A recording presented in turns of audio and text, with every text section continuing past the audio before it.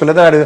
ఆ దమిడికి పనికిరాని ఋషిగడి చుట్టూ ఎలక్షన్ నడిచింది కాబట్టి ఇంత తీవ్ర ప్రభావం ఆమె దగ్గర మళ్ళీ ఈ సర్వేలు ఈ సెఫాలజిస్టులని నమ్ముకుని ఎవడన్నా వెళ్తారంటే దానికన్నా దౌర్భాగ్యం ఇంకోటి ఉండదు.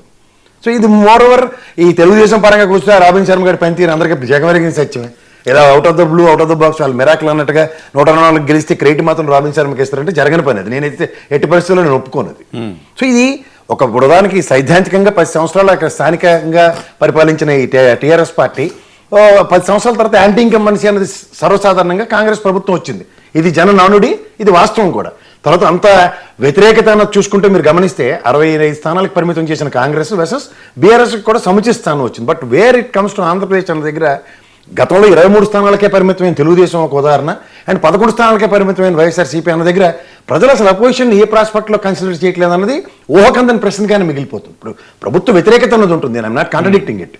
ఓకే, అంత వ్యతిరేకత ఇప్పుడు ఉదాహరణకి గ్రామ స్థాయిల్లో కనబడుతున్న ఆర్బీకే సెంటర్లు కానీ లేదా సచివాలయ వ్యవస్థ కానీ ఒక పెన్ స్ట్రోక్తో దగ్గర 1,34,000 మందికి ఉద్యోగాల కల్పన కానీ, లేదంటే ఒక ఇండస్ట్రియలైజేషన్లో 1,05,000 కోట్ల పెట్టుబడులు కానీ, 3,50,000 మందికి ఉద్యోగ కల్పన కానీ, దగ్గర 44 లక్షల మందికి ఉపాధి కల్పించిన తర్వాత కూడా ఒక ప్యాథటిక్ రిజల్ట్ అన్నది ఎప్పుడైతే ఉందో, ఇన్ఫ్రాస్ట్రక్చర్ అన్న దగ్గర చూసుకుంటే పోర్టుల నిర్మాణం కానీ, ఫిష్ ల్యాండింగ్ సెంటర్లు కానీ, ఫిషింగ్ హార్బర్లు కానీ, ఇవేవి ఎవరికి కనబడట్లేదంటే ఆ స్థానికంగా ఉన్న వాళ్ళు కూడా అది ఊహకందని రిజల్ట్గానే ఉంటుంది. ఓకే, ఇది ప్రక్షాళించుకోవడం కాకుండా ఉదాహరణకి ఏ సర్వే మీరు తీసుకున్నా సరే అవి ఎవరివైనా ఒక్క దగ్గరికి ప్రాథమిక అంచనాలకు వచ్చాయి. ముందు రోజు రాత్రి ఎవరో ఆ కేకే గారు చేసిన సర్వే మానవ అద్భుతంలాగా అది యాక్యురేట్ ఫిగర్స్తో మనకి డౌన్ సైజ్ అయింది.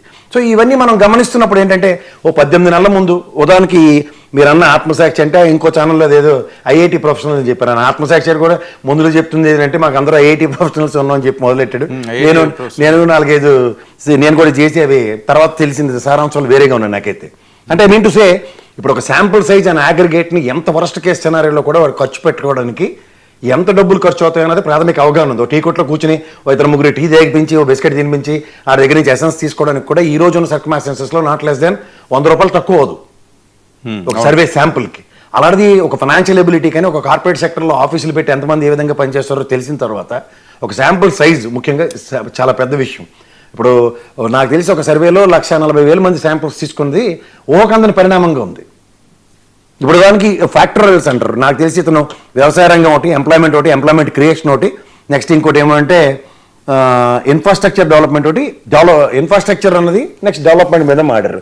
సో ఇది ఎంప్లాయీస్ విషయంలో జీతబత్యాలన్న విషయంలో అందరికీ జగవరిగిన సచివాలు 15వ తారీఖు దగ్గర వచ్చినా సరే ఇంకా జీతాలు అందని వ్యవస్థలు చాలా ఉన్నాయి స్టేట్ సెక్రటరియట్లో. అండ్ అపార్ట్ ఫ్రమ్ దట్ ఈ వ్యవసాయ రంగానికి ఇది కుదేలవుతున్న పరిస్థితుల్లో ఒక యూరియా సమస్యలు కానీ ఓవరాల్గా మనం 65% దగ్గర అగ్రికల్చర్ సెక్టర్ మీద ఆధారపడి ఉన్న వాళ్ళ దగ్గర ఇవాళ వ్యవసాయ పంట బీమా కానీ లేదు, అలాగే గిట్టుబాటు ధర రావట్లేదు, తర్వాత మార్కెట్ ఓపెన్ అవ్వట్లేదు. ఏ విధంగా చూసుకున్నా మీరు వ్యవసాయ వెతల్ని తీర్చలేని ఒక నిస్సాయ స్థితిలో ఈ ప్రభుత్వం స్ట్రైవ్ అవుతుంటే ఆఖరికి వరి ధాన్యాన్ని పండించే కార్యక్రమానికి కూడా అడ్డుకట్టేమనే ప్రభుత్వం నానుడు వస్తున్నప్పుడు ఈ దీంట్లోంచి మనకి ఖర్చు ఎక్కువ పెడుతున్నారు, డబ్బులు రావట్లేదు కాబట్టి వ్యవసాయం ఆపిండి అన్న స్లోగన్తో ఇండైరెక్ట్గా ఈ ప్రభుత్వం ఇస్తున్న అడగరగా హెచ్చరికలు కనుక ఆద్యంతం గమనించుకోగలిగితే ప్రైమరీగా ఫోకస్ చేయవలసిన విద్య, వైద్య, ఆరోగ్యం అన్న ఆరోగ్యానికి సంబంధించిన 15 మెడికల్ కాలేజీల్లో ఏం జరుగుతుందన్న దాని మీద ఈ కోటి సంతకాలు అనేది ఈ ప్రభుత్వం తీసుకుంటున్న వ్యతిరేకతకి నాకు తెలిసి 1,20,00,000 మంది దగ్గర సంతకాలు పెట్టి చేశారంటే మీరు జనాభా లెక్కలు 5 కోట్లు 6 కోట్లు అనే ఊహకందని ఫిగర్లు చెప్పొచ్చు. కానీ 2011లో లెక్కల ప్రకారం 4 కోట్ల మంది జనాభాయే నాకున్న ప్రాతిపదిక. 4 కోట్ల మందిలో 1 కోటి మంది డిసెంట్ తెలియజేస్తున్నారంటే 1/4 ఆఫ్ ద పీపుల్ వ్యతిరేకంగా ఈ ప్రభుత్వ నిర్ణయాలు ఉన్నాయి. ఉదాహరణకి వైజాగ్ స్టీల్ ప్లాంట్ విషయం ఒకటి ఆ సర్వేలో ఉంది. వైజాగ్ స్టీల్ ప్లాంట్ విషయంలో ఎన్డీఏ కూటమి ఈ రోజు అధికారంలోకి వచ్చినప్పుడు గౌరవ పవన్ కళ్యాణ్ గారు కానీ, గౌరవ చంద్రబాబు నాయుడు గారు కానీ, గౌరవ లోకేష్ గారు కానీ మాట్లాడిన మాటలు వెసెస్ ఎగ్జిక్యూషన్స్ ఇవాళ వచ్చిన దగ్గర నిన్న కాక మొన్న ప్రెస్ కాన్ఫరెన్స్లో చంద్రబాబు నాయుడు గారు వాళ్ళతో మాట్లాడుతున్న ఉదంతాలే గమనించుకోండి. సో ఇవన్నీ జరుగుతున్న సెక్టర్స్లో డెవలప్మెంట్ మాడ్యూల్స్లో ఇవాళ 18 నెలలు అయిన తర్వాత కూడా ఋషికొండ భవనం మీద ఇవాళకి కూడా నిర్ణయం రాకుండా రేపు క్యాబినెట్లో జరగబోయే పరిణామం గురించి మాట్లాడుకోవాల్సి వస్తుంది. సిఐ సమిట్లు అంటారా, ఇవి ఆద్యంతం గత ప్రభుత్వం అంతకన్నా ఉన్న చంద్రబాబు గారి ప్రభుత్వాలు కనుక మీరు తీసుకుంటే 33 లక్షల కోట్ల పెట్టుబడులు అంటే అందులో కనీసం 10% అంటే 3 లక్షల కోట్లు కూడా పెట్టుబడులు కాకుండా కేవలం 5% కన్నా తక్కువే 1,42,750 కోట్లు మాత్రమే గ్రౌండ్ అయిన ఉదంతం చూస్తుంటే సో ఇప్పుడు రాబోయే రోజుల్లో ఈ ప్రభుత్వం నిర్ణయాలు ఉదాహరణకి సంక్షేమ పథకాల త్రూగా ఈ ప్రభుత్వం సస్టైన్ అయింది, లేకపోతే ఈ సంక్షేమ పథకాలకి ధీటుగా ఇంకొంచెం ఎక్కువ ఇస్తాన దగ్గర ఈ వ్యవసాయానికి సంబంధించిన దాంట్లో 7,000 మాత్రమే రైతుకు పరిమితం చేస్తున్న దగ్గర రాష్ట్ర ప్రభుత్వం నుంచి అనౌన్స్ చేసిన అమౌంట్ ఈ రోజు కూడా మొదటి సంవత్సరం ఏ ప్రాతిపదిక మీద రాకుండా మొన్న ఆగస్టులో స్టార్ట్ అయిన ఉచిత బస్సు తప్ప మిగిలినైతే పెన్షన్ అయితే ఫ్రమ్ ద డే 1 నుంచి అయితే పెద్దవాళ్ళకి ఇస్తున్నారు దగ్గర మిగిలినవన్నీ కూడా సంక్షేమ పథకాలు. ఇవాళ విద్యా వ్యవస్థను తీసుకుంటే ఫీజు రీయింబర్స్మెంట్లో ఇవాళ అతిగతి లేని తీరుతెన్ను లేని నిస్సహాయ స్థితిలో ప్రజలు ఏ విధంగా ఉన్నారో, విద్యార్థులు ఏ విధంగా సతమతం అవుతారో ఆద్యంతం గమనిస్తున్నాం. సో ఇవన్నీ గమనిస్తుంటే ఆరోగ్య, వైద్య, విద్య అన్నది ఎప్పుడైతే ప్రాథమికంగా చేయవలసిన దగ్గర ఇన్ఫ్రాస్ట్రక్చర్, ముఖ్యంగా రోడ్లు అంటారు. రోడ్లందరూ నేను కూడా కాదు, మా బాలకోట గారికి దగ్గర నియోజకవర్గంలో గుంటూరులోనే ఆవిడ స్థానిక ఎమ్మెల్యే గారే 10 కోట్లు ఆవిడ సొంత డబ్బులు ఖర్చు పెట్టి చేస్తున్న దానికి వాళ్ళు ప్రభుత్వం తరఫున చెప్తుంది అంటే, మన డిబేట్లో లాస్ట్ డిబేట్లోనే కదండి విజయ్ గారు చెప్పారు మనకి 2000 కోట్ల దగ్గర గుంటూరు, ఉభయ గుంటూరు జిల్లాలకి ఖర్చు పెడుతున్నాం అని చెప్పిన దగ్గర అది ఊహకందని ఊహాజనితమైన పేపర్కే పరిమితమైన మాటగానే కనబడుతుంది.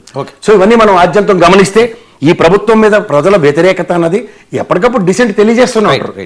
సో ఒక పదంగా వీళ్ళు ప్రభుత్వం అది మంచి ప్రభుత్వం హెడ్డింగ్ పెట్టుకున్నంత మాత్రాన తదనంతర పరిణామాల్లో ఈ ప్రభుత్వం వ్యతిరేకత అనేది ప్రజల్లోనూ, ఎంప్లాయీస్లోనూ, ముఖ్యంగా టీచర్స్ సెగ్మెంట్లోనూ లిక్కర్ అనేది సర్వతోముఖంగా. నిన్న కాక మొన్న ఒక లిక్కర్ షాప్ అతను చూశారు కదా, ఈ సీఏ లైట్ నాకు 5 లక్షలు ఇమ్మంటే నేను ఎక్కడి నుంచి తెచ్చిస్తానని తాళం పెట్టుకుని కూర్చున్నాడు.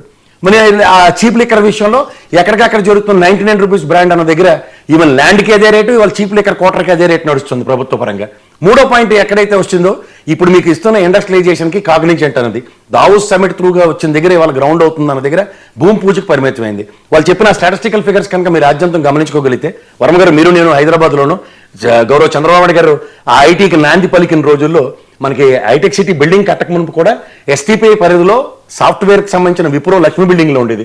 ఎన్నో సాఫ్ట్వేర్ కంపెనీలు జూబ్లీహిల్స్లో ఐఏఎస్, ఐపీఎస్ క్వార్టర్స్లో ఉండేవి. వీటి వల్ల ఆ రోజు ఆయనకి ఆదాయ వనరు ఆయన టెన్యూర్లో 5,000 కోట్ల ఐటీ ఉత్పత్తులుగా ఆర్థిక వ్యవస్థకి ఎక్స్చెక్కర్కి వచ్చిన ఉదంతంలో ఇవాళ దాన్ని దశ దిశలా అభివృద్ధి చెందుకుంటూ దగ్గర 2 లక్షల కోట్లు ఐటీ ఉత్పత్తుల దగ్గర వచ్చే నేపథ్యాన్ని కనుక గమనించుకోగలిగితే ఆంధ్రప్రదేశ్ ఈ 10 సంవత్సరాల్లోనూ ఐటీ రంగంలో కంపారిటివ్ ఫస్ట్ 5 years, సెకండ్ 5 yearsలో ట్రెమెండస్ గ్రోత్ కనబడించింది. ఇప్పుడు ఈ గ్రోత్ని సస్టైన్ చేయడానికి కాగ్నిజెంట్ అన్నది ఫంక్షనింగ్. ఉదాహరణకి మీరు చెప్పిన ఆ ఎంప్లాయీస్ ఎక్కడో దగ్గర ప్రైవేట్ భవనంలో జాబ్ చేస్తూ over period of time Cognizant కట్టిన బిల్డింగ్లోకి వెళ్ళే ప్రాసెస్ కనుక ఇనిషియేట్ అయితే పార్లగా ఇన్వెస్ట్